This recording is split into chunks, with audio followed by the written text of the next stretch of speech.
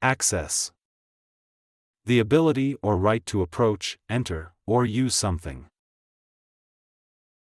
The library offers free access to thousands of books, providing a valuable resource to the community.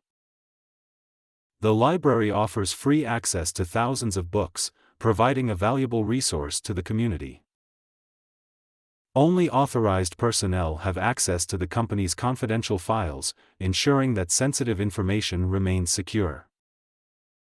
Only authorized personnel have access to the company's confidential files, ensuring that sensitive information remains secure.